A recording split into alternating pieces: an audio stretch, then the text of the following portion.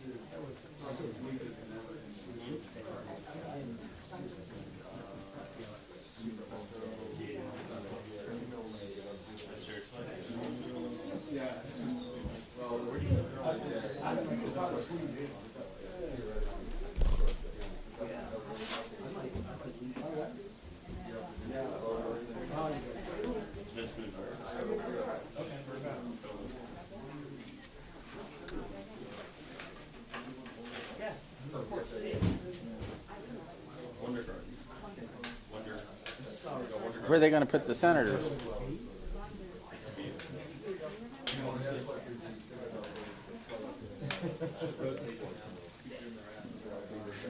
Hmm. Yeah, no.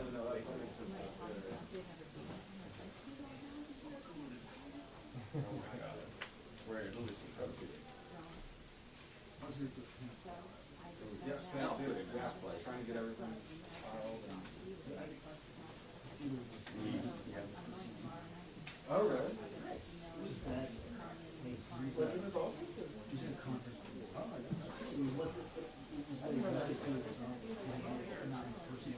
Yeah.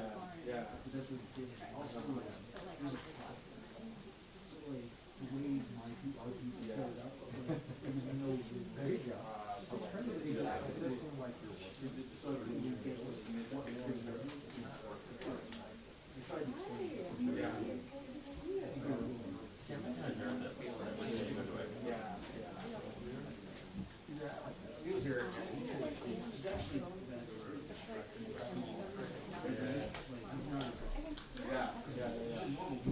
Sure.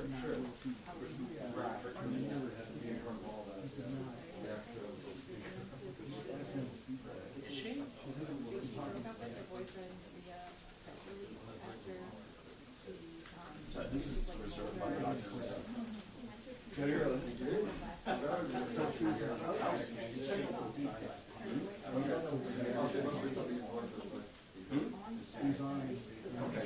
Yes. You think Scripps uses Adele? If I was given Adele, I realize the pool is best. Spoke people. That's the ultimate power. There's no more power. Yeah. I'm just having fun. They only put her from like waiting for stores the last 60 years or so. I remember. Yeah. Is this the thing? Yeah. What are we doing?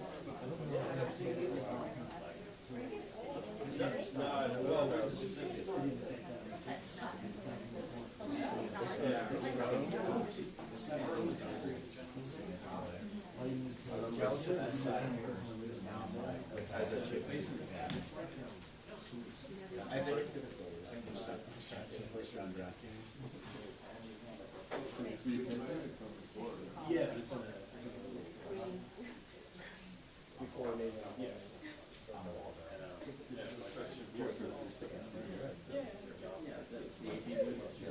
I assume that was based on what the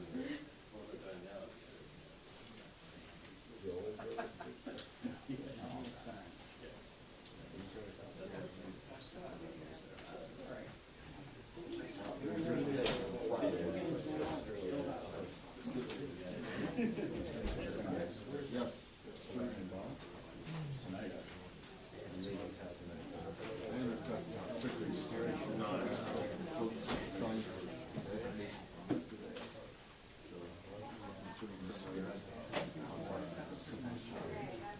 I think that's on roll. Yeah. Some will get you through the next hour. Hopefully.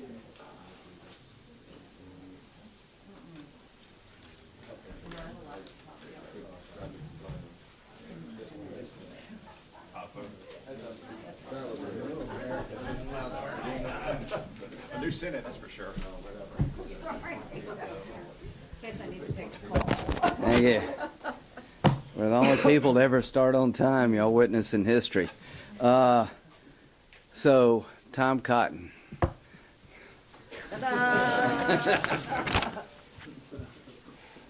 It's now plain what we suspected all along. Joe Biden's de facto position is for a Hamas victory over Israel.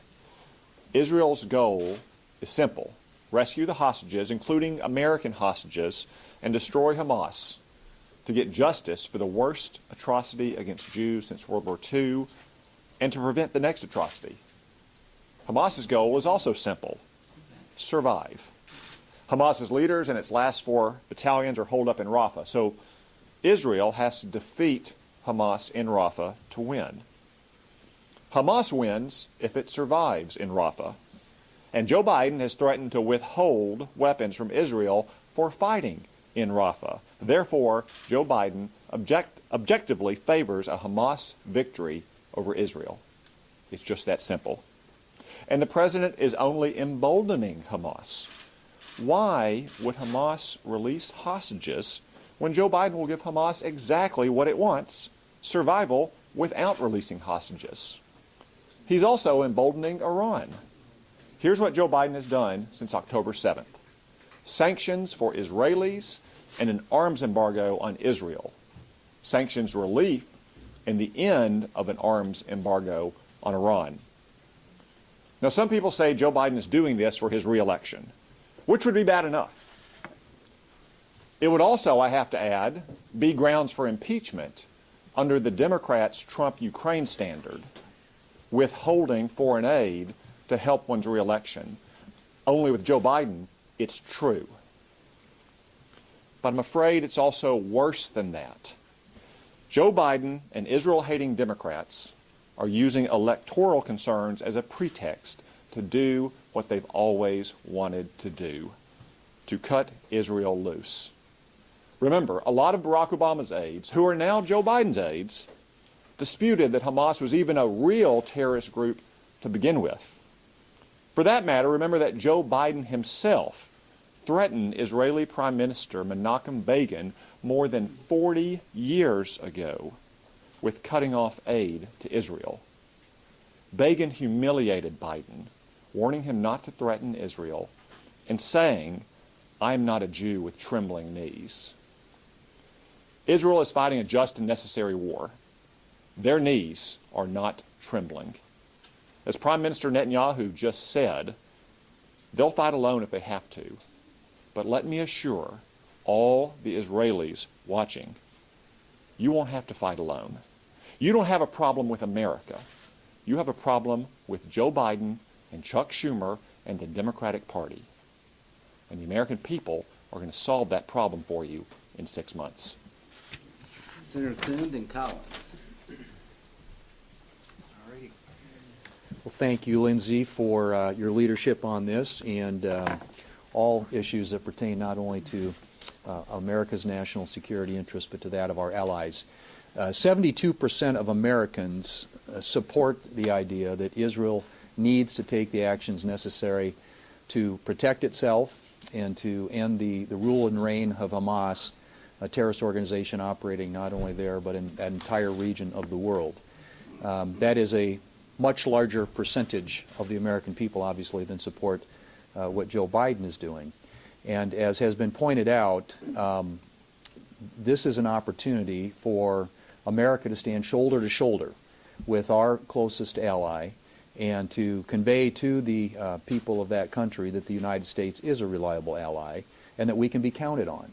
The problem with what's happening with the Biden administration today is not only does it force people to question our reliability as an ally, it puts Israel's national security interests at risk.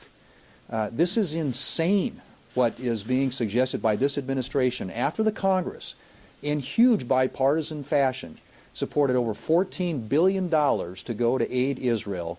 This administration would decide unilaterally, without any input from Congress or anybody else, that because they don't like the way that Israel is defending itself against this threat, that somehow they're going to start cutting off the very assistance that the United States Congress said that we want sent to Israel, to our ally, to make sure that they're able to defend themselves and to root out this terrorist organization operating on their border. The American people support Israel overwhelmingly, as has already been pointed out. And they also believe that Israel needs to do what is necessary. And if that includes going into Rafah to root out the Hamas threat, then that is necessary for their very survival. This is an existential threat for the people of Israel. The United States need to have their back. We'd have their back. The American people have their back. The Republicans here in the United States Senate have their back.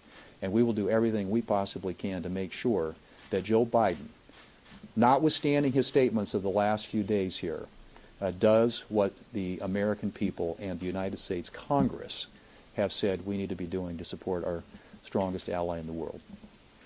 Senator Collins. Well, first, Lindsey, thank you so much for your leadership. Let's review a little bit of recent history.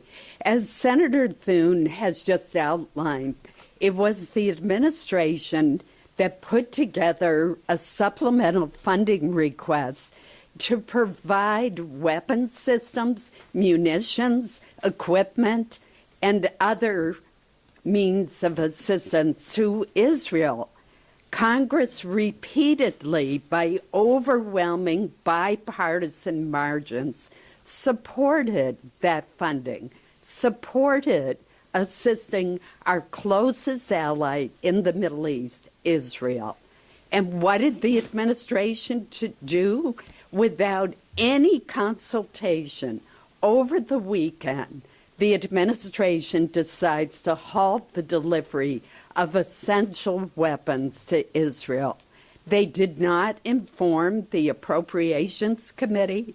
They did not inform the Foreign Relations Committee. They did not inform the Armed Services Committee. It was a unilateral decision.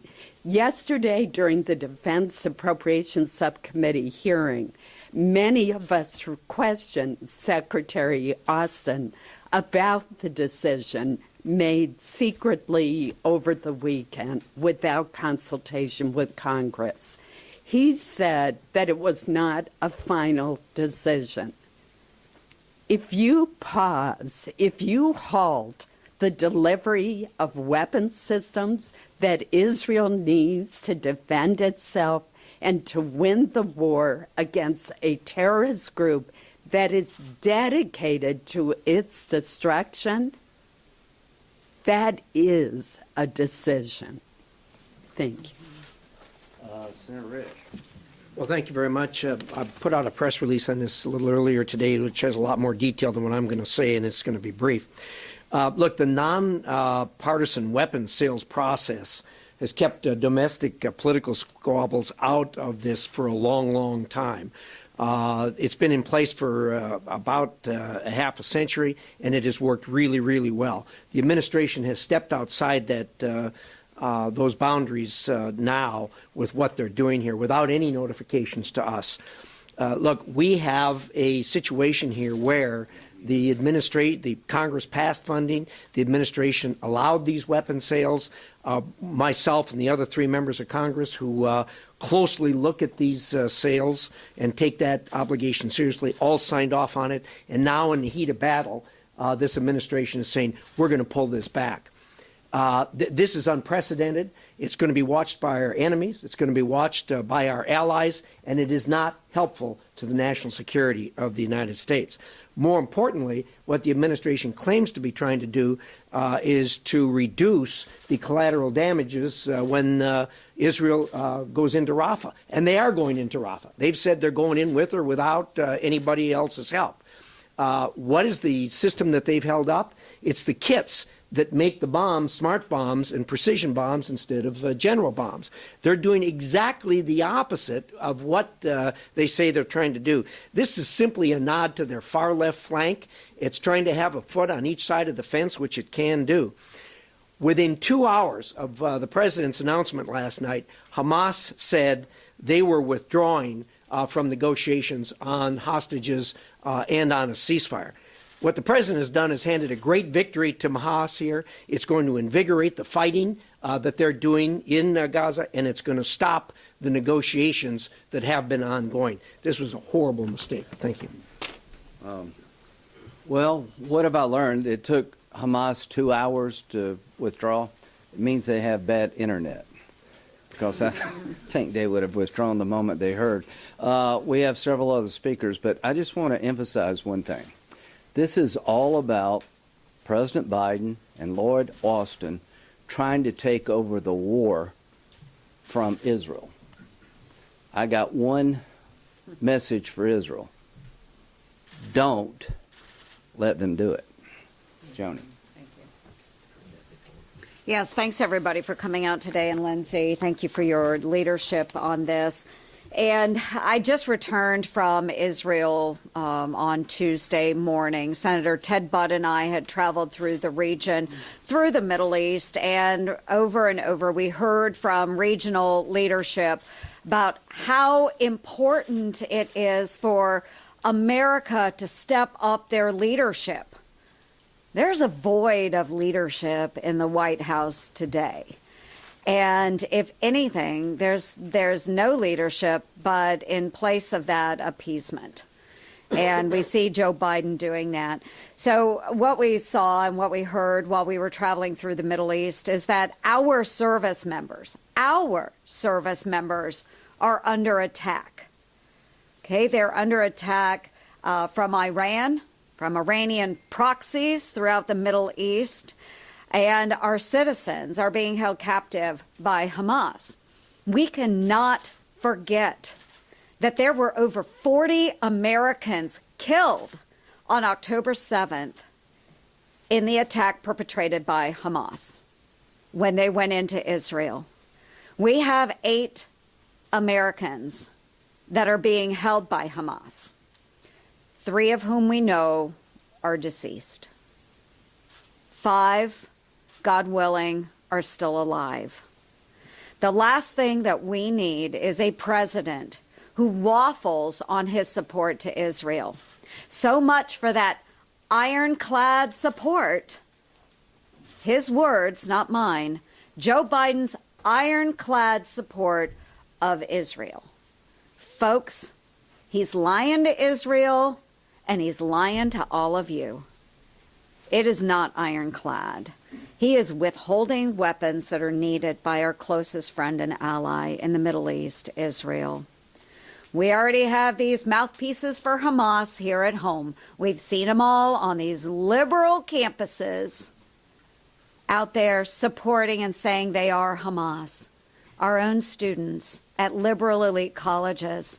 We don't need the president stepping into that arena as well. The president is a tool, folks. He is a tool. Okay, in this case, he's a propaganda tool. But Hamas is using him, and he is allowing it, and he is turning his back on Israel. So our message today should be to remember, Mr. President, Hamas created the humanitarian disaster in Gaza. Hamas knew exactly what would happen when they attacked on October 7th. They knew that Israel would respond and that they would strive for victory and the destruction of Hamas. They knew that. This is not Israel's fault. This is Hamas's fault. This is Sinwar's fault. This is Iran's fault. It is not Israel's fault. So we don't need Joe Biden being a mouthpiece for Hamas. We certainly don't need it in our White House. We need new leadership. Senator Cruz and Marshall and just keep going. The national security policy of Joe Biden and the Democrats is precisely backwards. For 3.5 years, Joe Biden and the Democrats have undermined and weakened our friends and allies, and they have sent billions of dollars to our enemies. It is exactly opposite what you would be doing if you were actually focused on U.S. national security interests. Let's look at our enemies. Tragically, Joe Biden has been the greatest friend the Ayatollah Khamenei has ever had on planet Earth. Tragically, Joe Biden has been the greatest friend to Hamas and Hezbollah that there is on planet Earth. Now, those sound like extraordinary statements. What are the facts? Under the Biden presidency, this administration has flowed more than $100 billion into Iran. $6 billion in ransom for 5 Americans, a policy which many of us said at the time would only lead to more Americans being taken hostage, and we saw tragically on October 7th that proved exactly right. $10 billion in funds in Iraq that the Biden administration wanted to flow to the Ayatollah, and then over $80 billion in oil. When Joe Biden came into office, the Trump administration, with the active support of all of us, had vigorously imposed oil sanctions and had cut Iran's oil exports from 1 million barrels a day down to about 300,000. The Iranian economy was in shambles. The Ayatollah was on his knees. Joe Biden came in like the cavalry coming to the rescue and immediately stopped enforcing oil sanctions. And what happened? Iran's oil sales went from 300,000 barrels a day to now more than 2 million barrels a day. Every one of those barrels is a gift from Joe Biden and the Democrats. That is over $80 billion. Mind you, this is from the same administration that does everything they can to kill oil and gas production in America while allowing a theocratic Ayatollah. Understand, the Ayatollah chants with mobs, chants death to America and death to Israel. And Joe Biden has said, here's $100 billion. This seems like a great idea. And what happened with that $100 billion? Well, 90% of Hamas's funding comes from Iran. 90% of Hezbollah's funding comes from Iran. October 7th was in a very real way funded by money given by Joe Biden and the Democrats to Iran and Hamas and Hezbollah. And by the way, Biden also sent hundreds of millions of dollars into Gaza, even though many of us said, if you send it to Gaza, it will go to Hamas and be used for terrorism. They knew that. They agreed with that. The Biden administration concluded it was, quote, highly likely the money would go to Hamas for terrorism. You know what they did? They waived the anti-terrorism laws and said, send it anyway. Where are we now? Where we are now is the Biden administration is sending money right now to Gaza. Many of us said if you send the money to Gaza, it will be seized by Hamas. What happened? The first shipment came in and boom, immediately seized by Hamas, exactly like we said. But they're combining it with blocking weapons to Israel. The Biden White House has been the most anti-Israel administration this nation has ever seen. Literally from day one, the Biden White House has been undermining Israel at every step of the way. When October 7th happened, when Hamas death squads were murdering 1,200 innocent civilians, were raping women and little girls, while the attacks were happening, the Biden State Department sent out a tweet at 3 in the morning saying Israel must not retaliate. There should be no military response. That tweet was disgraceful. I called it out at 3 in the morning, and they deleted the tweet within minutes. The next day, Tony Blinken, the Secretary of State, sent another tweet, said, I just talked with the Turkish foreign minister. We agreed Israel must not retaliate, must not strike back. I called that tweet out again. They deleted it again. Where are we today? Well, yesterday, Joe Biden said, quote, I made it clear if Israel goes into Rafah, I'm not supplying the weapons. We're not going to supply the weapons and the artillery shells. Now, I will point out Joe Biden and the Democrats lied to the American people on the supplemental funding bill that was just voted. They claimed it was to provide military funding to Israel. We now know they were lying. It was instead to give money to Gaza and Hamas and everywhere else except Israel. We should have sent this military aid 6 months ago. 6 months ago, many of us went to the Senate floor to force a vote on emergency military aid in November, right after October 7th. Every single Democrat voted no. It was a straight party line vote. A final observation. What Joe Biden is doing is not new. He has spent decades attacking and undermining Israel. Yes, it is true the radical left wing of the Democrat Party, the pro-Hamas wing of the Democrat Party is on the rise, is on campuses, and the Democrats are terrified of them. All of that is true. Yes, it is true they're terrified they're going to lose Michigan unless they give in to the pro-Hamas wing of the Democrat Party. But understand these sentiments are not new for Joe Biden. In 1982, when, by the way, I was 11 years old. Yeah, we're young. There you go, Ted. In 1982, Joe Biden was a senator from Delaware, and he confronted Israel's Prime Minister Menachem Begin during his Senate Foreign Relations Committee testimony. And you know what Joe Biden was doing in 1982? Same damn thing he's doing in 2024. He threatened to cut off aid to Israel in 1982. And Prime Minister Begin responded as follows, quote, "Don't threaten us with cutting off your aid. It will not work.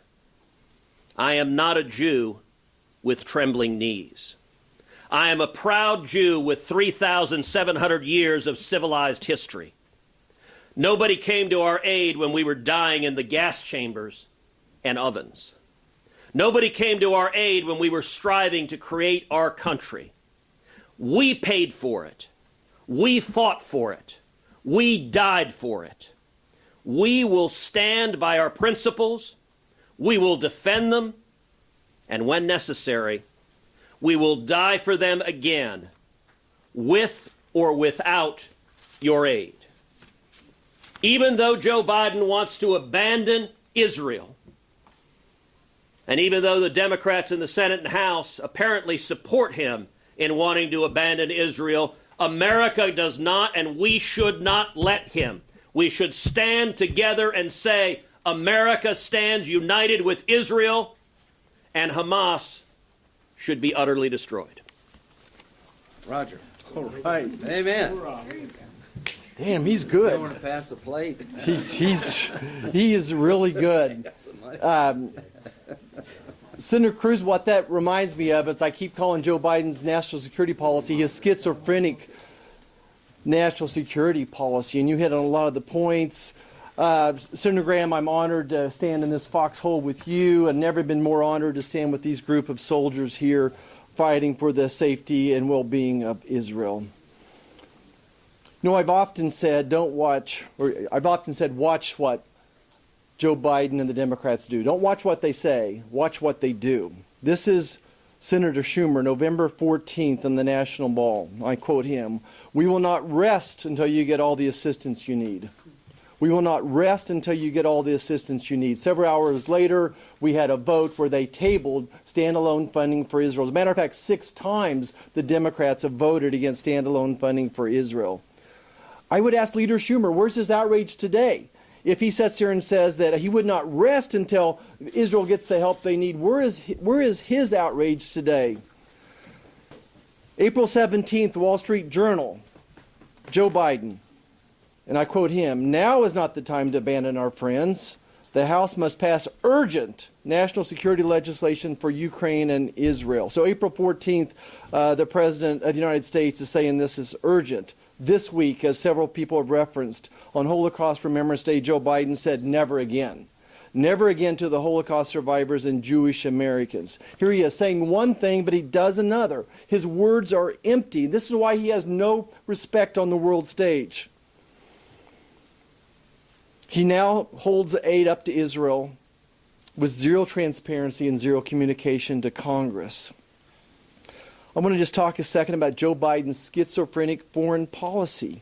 This is what makes him so very weak, and why our enemies don't fear us and our allies don't respect us anymore, because he has a schizophrenic policy. He says he wants to help Israel, but he's bowing knee to a handful of votes in Michigan. He can't thread this needle. He's putting political aspirations ahead of sound national security policy. That's why it seems schizophrenic to me and to many Americans as well. At the end of the day, we don't know where Joe Biden stands. I don't know where he stands on this issue. He says one thing, he does another. Does he stand with Israel, or does he stand with Hamas? Does he stand with the anti-American protesters rioting across Americans' college campuses? All of his actions are saying that he stands with Hamas. Again, I'm honored to be up here today, and I just want our friends in Israel to know, as for me and my family, we're standing with Israel. Thank you. Amen. There are only 49 of us, so there'll be an end to this. Well, welcome to Joe Biden's America. Tuesday morning, I left beautiful Big Sky Country in Montana and flew back to Washington, D.C. I landed at DCA. My staff picked me up, and we are on our way to see George Washington University. I walked on that campus. I stood in front of the statue of George Washington. The statue of the founder of our country was wrapped in a Palestinian flag. His head was wrapped in the keffiyeh, the black and white checkered scarf. Spray painted, vandalized the bottom in red spray paint. It said genocide. And then there was a whiteboard leaned up against the bottom of the statue. Now, keep in mind, this is ground zero of the pro-Hamas encampment. So as I'm looking at the statue of George Washington, I'm seeing tents as far as you can see with this pro-Hamas encampment. And on that whiteboard, it said, "No Zionism." Later that day, and by the way, when I was on campus, I chatted with some of the Jewish students, one of the rabbis there, as they are afraid to even walk on their campus. Yet later that night, these pro-Hamas protesters went to the university administrators and the president's home and called for the beheading of some of the administrators and leaders at GW. I didn't think I'd live to see the day of this going on in our university campuses. Joe Biden did nothing. And then the lethal aid that Joe Biden said he wanted to provide Israel, it's now on hold. Why is that on hold? To appease his liberal base in places like Dearborn, Michigan, because Joe Biden's in trouble in Michigan. This is not going to help Israel win the war. It's not going to help to get our hostages home. Mr. President, Afghanistan was bad enough. Now you're going to leave more Americans stranded and in the hands of terrorists. Every single Democrat should be standing with us at this moment, condemning the president's remarks and pleading with him, demanding he reverses course. The choice is very simple. There's a moment of moral clarity needed in American history at this moment of this hour. It's simply this. You are either for Israel or you're for Iran and their desire to exterminate Israel and Jews around the world. Ted, Bud, Katie, and me, and we'll take questions. Senator Graham, thanks for hosting this, for your leadership on this issue and around the world. I just returned from a congressional delegation trip with Senator Ernst to the Middle East. And while we were there, we met with Prime Minister Benjamin Netanyahu. We discussed the situation about hostages and their military operations in Gaza. And after everything we heard, we know that President Biden's decision to withhold critical ammunition to Israel, it's a total betrayal of our friend and our ally. Israel's in an existential fight for survival against genocidal Hamas terrorists. And those same Hamas terrorists currently hold 8 American citizens, including North Carolina native Keith Siegel. The best way that we can bring them home is by increasing pressure on Hamas.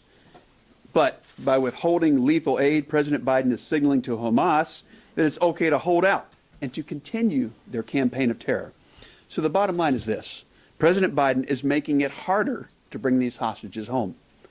And the ultimate absurdity of this decision by President Biden is that the administration is withholding precision-guided munitions. Senator Risch spoke about this earlier, because the Biden administration is actually making civilian casualties more likely. But at the end of the day, we know what all of this is about. For President Biden, this is about November elections. And I know firsthand that President Biden is overruling his own national security team, and he's letting a few radical activists on his staff dictate our foreign policy. He's just too weak to say no. President Biden is putting politics over our friends and allies, the Jewish people, and our friends, the American hostages. This is one of the most shameful displays that we've ever seen from a U.S. president. It telegraphs to the world that the U.S. is not to be trusted. We deserve better. Thank you. I want to start by thanking Senator Graham for your leadership on this and so many important issues. You know, as I stand here listening to all of my colleagues make such incredible points, that somehow this administration continues to miss. I can't help but think they also continue to miss the opportunity to learn from history. As we heard Senator Daines talk about what's happening on our college campuses, talking about the lack of enforcement of Title VI, this administration refusing to protect our Jewish brothers and sisters as they want to go to class, they want to eat peacefully in dining halls, be okay in their dorms. I remember that discrimination upon race, denigrating someone upon race, blocking someone from a classroom wasn't okay in the 1960s. Do you hear me? And it is not okay today. This administration needs to stand up and stand against anti-Semitism. What else they're failing to learn from? I mean, yesterday we celebrated 79 years since VE Day, the victory there in Europe, liberating Europe from Nazi terror. Earlier this week, we honored those 6 million Jews that died in the Holocaust. We're at a place in this country, a Harvard-Harris poll just came out, where it said between the ages of 18 and 29, 1 in 5 of those individuals don't believe the Holocaust even existed. And on that note, I think it's important that we continue to tell the story of October 7th, because somehow that has gotten lost. Senator Graham led a delegation to Israel. We sat across from Israeli leaders. We watched the footage, the horrifying footage of those Hamas terrorists with the GoPro cameras strapped to their heads and their chest. When we talked to the Israeli officials, we mentioned 9/11, and they said, yes, it's similar, but I want you to understand why it's different. You were able to wake up on September 12th and tell your kids that the perpetrator was oceans away. We woke up on October 8th, and the people who want to eradicate this entire population are just miles down the road. I want you to think of what we're asking for parents in Israel who are tucking their children in at night. These disgusting, barbaric terrorists, they're not going after soldiers. They're coming after babies and beheading them. We watch them rape women. We watch them pull Holocaust survivors from their wheelchair. We watch them burn parents alive in front of their children. This is what we are up against. You cannot, in good conscience, ask parents to tuck their kids at night without believing that Israel can move forward and eradicate Hamas. There are still 4 battalions in Rafah. So understand what that means for the innocent people of Israel. We must do more. Never again is now. And I urge the President of the United States to not be the very first president to not stand with Israel. They are our greatest ally, and they deserve us to stand shoulder to shoulder with them as they fight the evil that is Hamas. Well, thank you all. So real quick, let's just build up where, Mr. President, reconsider this. It's okay to reconsider and change your mind when circumstances warrant. For over a year, I have been working with the Biden administration and many of my colleagues up here to try to have an agreement between Saudi Arabia and Israel that would end the Arab-Israeli conflict on President Biden's watch. I believe a Democratic president is best positioned to build on the Abraham Accords when it comes to Saudi Arabia and Israel. That would be a major accomplishment. I think President Trump understands he would get his fair share of credit. I have been to Saudi Arabia and Israel 5 times since the war. The goal is to try to bring Saudi and Israel to the table to conclude a deal that would end the Arab-Israeli conflict, isolate Iran, and find a better, hopeful future for the Palestinians through direct negotiations with Israelis. I am still committed to that. Mr. President, if you do not change this policy, you will have destroyed the last best chance to deliver lasting stability in the Mideast for generations. Saudi Arabia is watching. Would you, as a nation, sign a defense agreement with the United States knowing what we have just done to Israel? Is signing on the dotted line with the United States in a mutual defense agreement equivalent to outsourcing your national security to the United States? That is the message you're sending. Israel's being asked to turn the war fighting over to the United States. Let us plan how to do this, not you. That is a huge mistake. Number one, I trust Israel more than I trust Austin. He still said Afghanistan withdrawal was a good idea. Bottom line, there's a lot at stake here. I think the region and the world is going to second-guess future relationships with us, Mr. President, if you don't change your mind. Finally, is it right to give bombs to Israel in these circumstances? I think the answer is yes. I want to define the problem Israel faces. Hezbollah is a terrorist organization that has over 100,000 weapons pointed at Israel. They're Shiites. They're in Lebanon. They actively attack Israel regularly. Hamas is a terrorist organization that is dedicated to the destruction of the Jewish state, not helping the Palestinians. Their charter is not to bring about a better life for the Palestinians, but to destroy from the river to the sea all the Jews. And this is what they said after October the 7th. We're not ashamed to say this with full force. We must teach Israel a lesson, and we will do this again, again, and again. This is the spokesperson of Hamas after October 7th telling Israel, we're coming for you again, again, and again. Now, what is the proportional response to that? I want you to ask every Democrat and Republican, were you okay with using 2 nuclear bombs against Japan to end the war? Was that proportional? Were you okay with the firebombing of Dresden to break the backs of the Nazis? What is the right response to a group that rapes your women, puts your babies in an oven, and threatens to do it again? Drop bombs if you have to. So you got Hamas, you got Hezbollah, and the biggest Satan of all is Iran. In 1 week, Israel was attacked by Hezbollah, Hamas, and Iran. 300 rockets and missiles launched from Iranian territory to the state of Israel. In 1 week. What is the proper response to 3 organizations dedicated to killing all the Jews if you're a Jew? What's the proper response 80 years after the Holocaust to make sure you don't have the second Holocaust? To fight with all your might. And here's what I want to say about the IDF. I've been there like all my colleagues. They're doing their best to restrict civilian casualties, I think. Here's the enemy.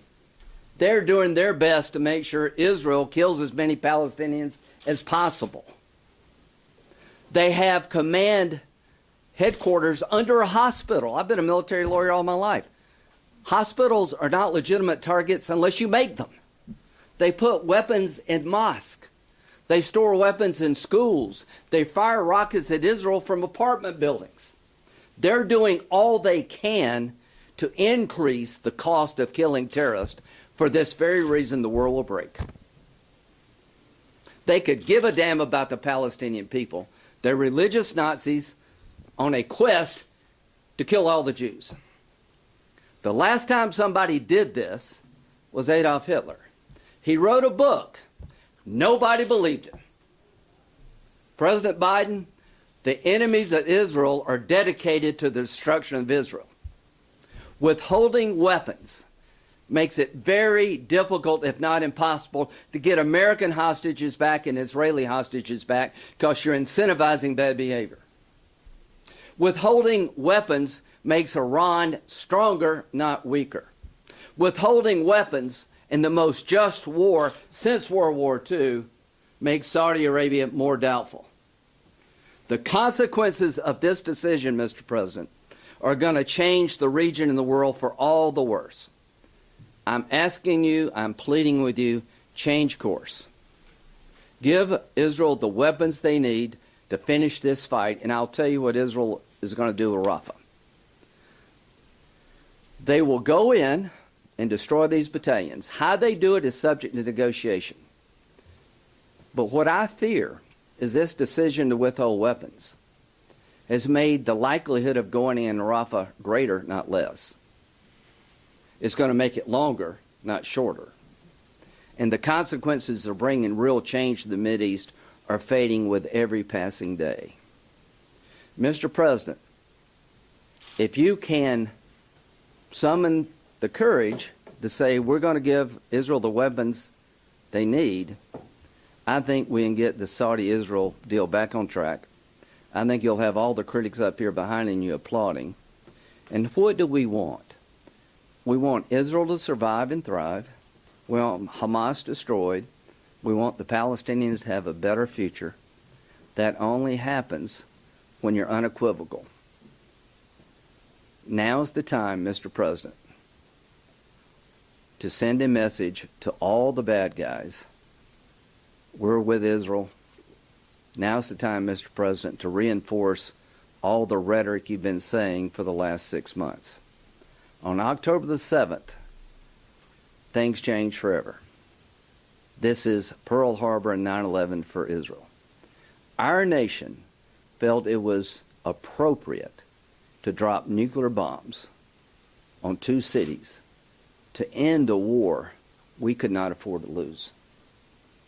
I believe it's appropriate for Israel to have the weapons to destroy Hamas, to make sure we never have to do this again. Here's what Bibi said.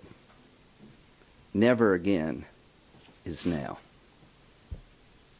Senator, is it your position that there is no red line when it comes to Israel's war with Hamas? My position is that Israel is fighting a just war.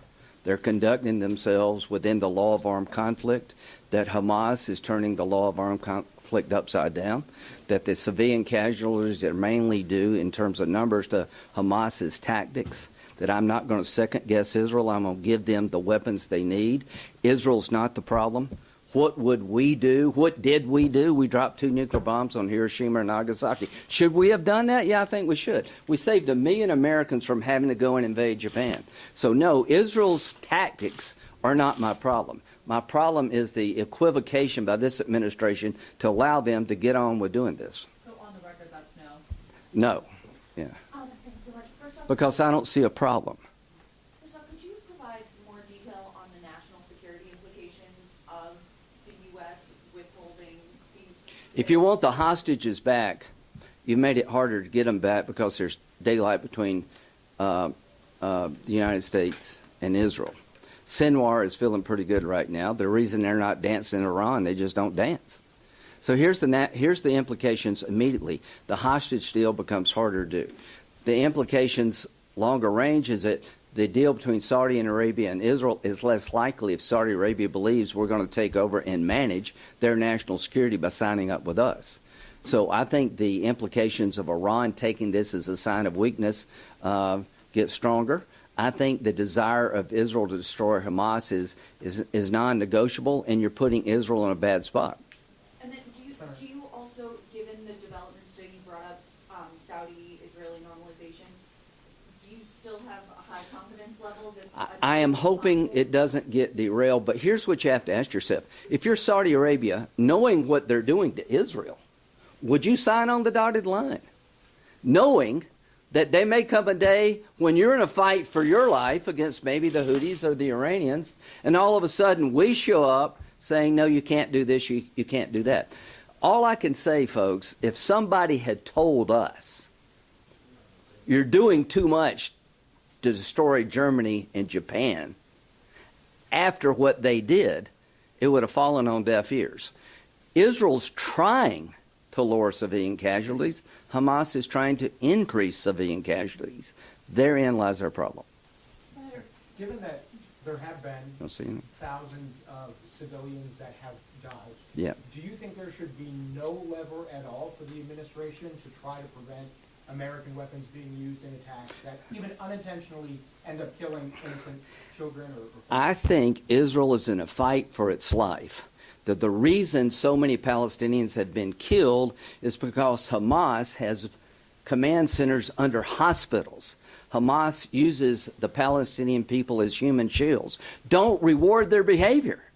What you're doing is you're saying Hamas has put Palestinians in the crosshairs of Israel, so stand Israel down? That's the dumbest thing I've ever heard in my friggin' life, is that you tell the person who's about to be wiped off the map, you got to slow down because your enemy is making it hard on the Palestinian people to survive because they choose to put them in harm's way. That is ass backwards. I'm going to add one thing, is that the blood of every person dying is on Hamas's hands.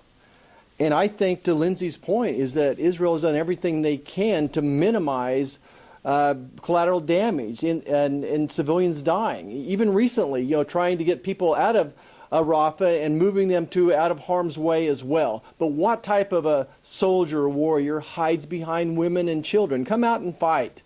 And one thing I also want to add, Lindsey, is Hamas and Iran just don't want death to Jews. They want death to Americans, too. Yeah. Right. I left that out. Yeah. Well, and let me add a couple of things. There are a series of questions saying, like the opening question, should America draw a red line? The premises of all of these questions are wrong. Israel does not want to kill even a single civilian.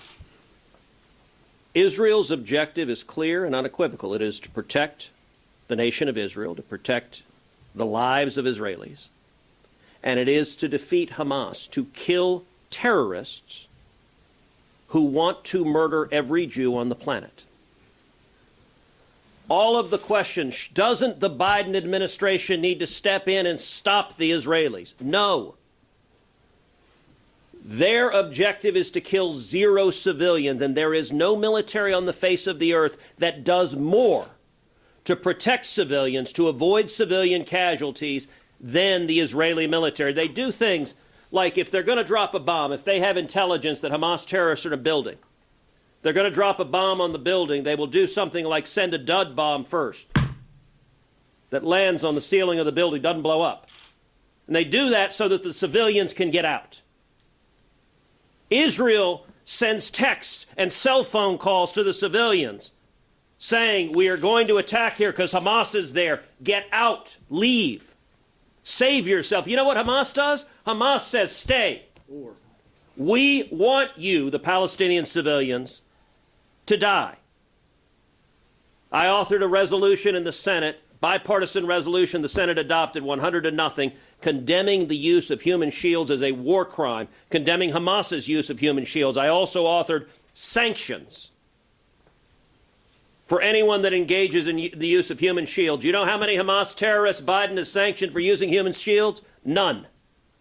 What is Biden doing? He's sanctioning Israel. The entire premise, and contrast that to what Hamas does. On October 7th, Hamas did not launch a military attack on Israeli soldiers. That would have been bad, but it at least would have been something recognizable as war. Attacking soldiers of a nation falls within the contours of warfare. That was not October 7th. October 7th, Hamas death squads went into civilian areas, a kibbutz, people who are farmers. They were looking for civilians, and they were killing them for one reason, because they were Jews. Going door to door to door. It's the worst mass murder of Jews in a single day since the Holocaust. They killed elderly people. They killed toddlers and infants. We've watched the videos. When you see terrorists playing soccer with the head of a Jew they just beheaded, when you look at how they sexually abuse, violently rape little girls, women, mutilate them, they are disgusting. You want to vomit when you see the videos, and we've watched them because we have a responsibility. Why? Because they're knuckleheads who insist it didn't happen. And so we should be standing with Israel unequivocally. You asked, what are the national security implications of this? America is at a greater risk today than we have been at any point in modern times. We have a higher risk for a terrorist attack today than we have at any point since September 11th. You combine that with the Democrats' open border, 11 million illegal immigrants flooding into this country while Iran and Hamas and Hezbollah have called for global jihad.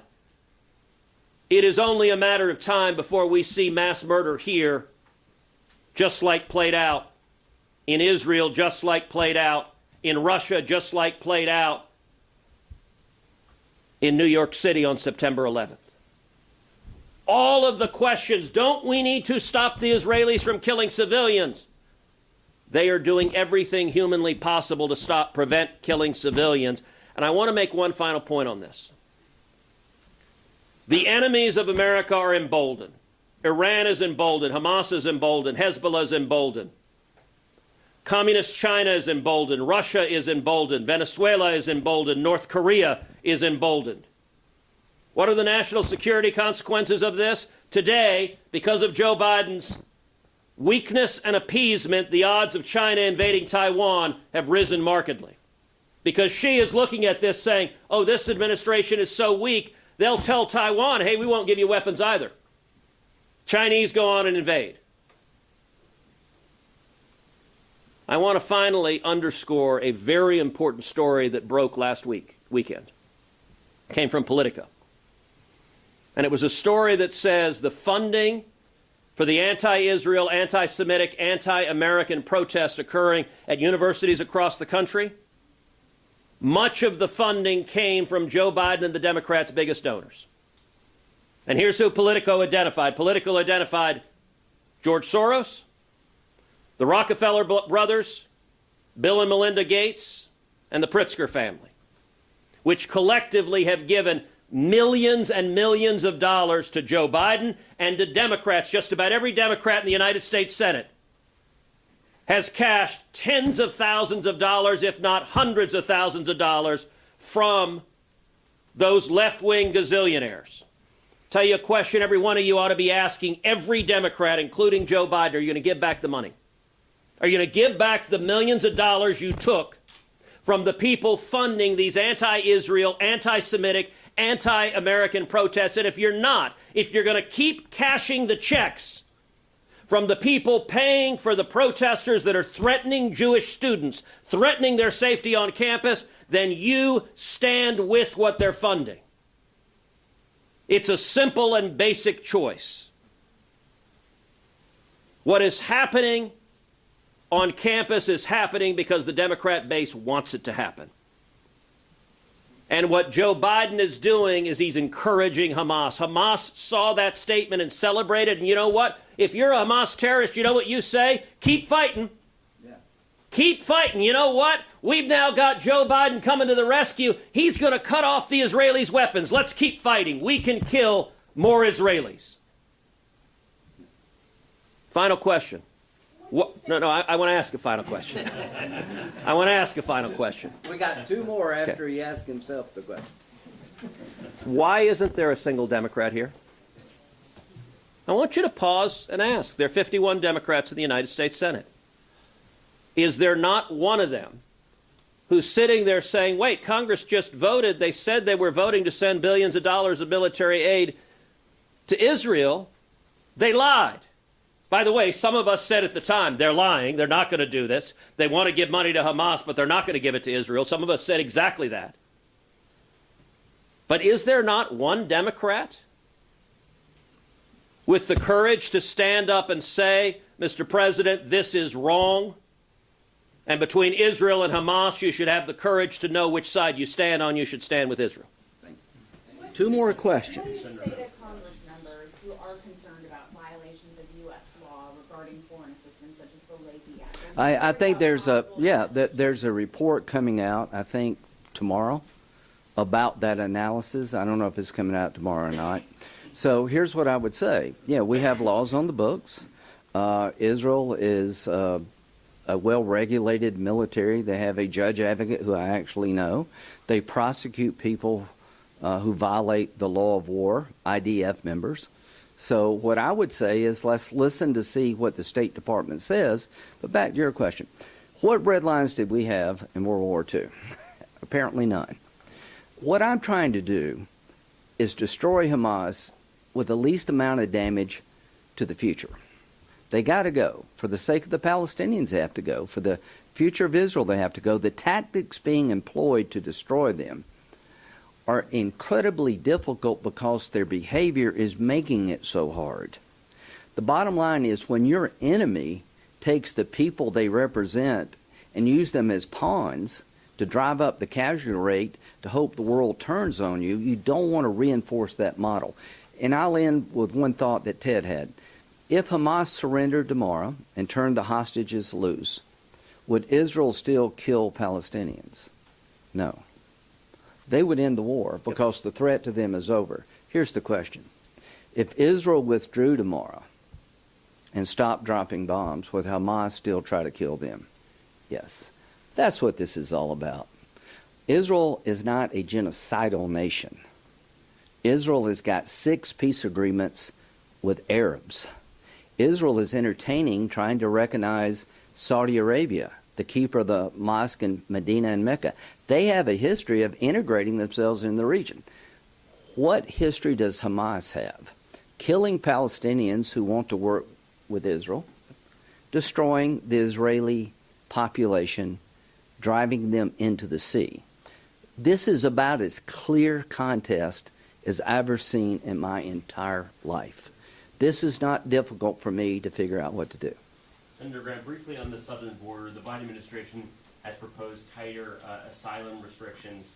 Just want to get your reaction to those. Do you think those are a step in the right direction? I welcome anything that would lessen the flow, put a cap on parole. Yes, Senator, you all mentioned that President Biden took unilateral action, did not consult with Congress. Is there anything Congress is considering to do to curtail the president's prerogative to... Yes. Yeah. We're thinking about what tools do we have available. So to my Democratic colleagues, you could be in the same boat here. I mean, there is checks and balances here. There are rules. There are rules of war, and there should be. I've been a military lawyer. I'm not asking to abandon international law here. I'm just trying to get people to understand that the enemy here is abusing every law on the books, making it very difficult for Israel. And I don't want to reward that behavior by punishing the victim. You want to punish the offender, not the victim. So we're going to look at what tools do we have. And here's the first tool I have. Sit down with Democrats and see if we can walk this back.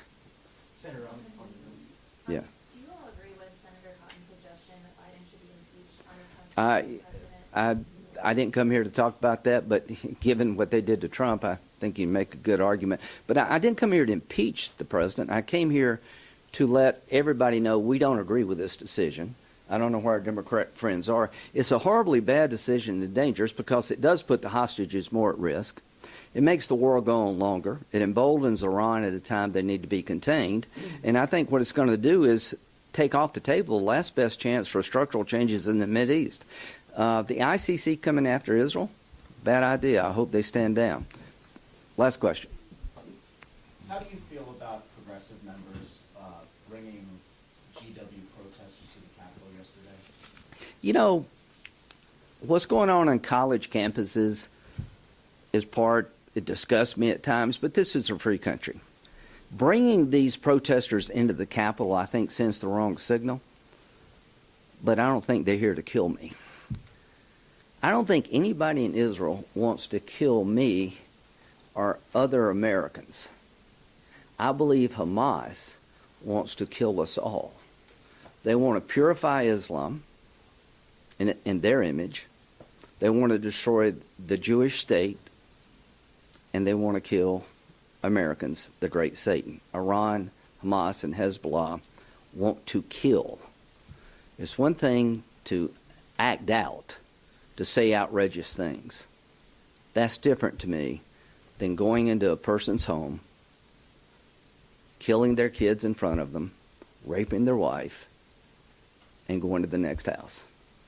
I promise you, we're not going to let this happen again. We will be with you, Israel. Thank you.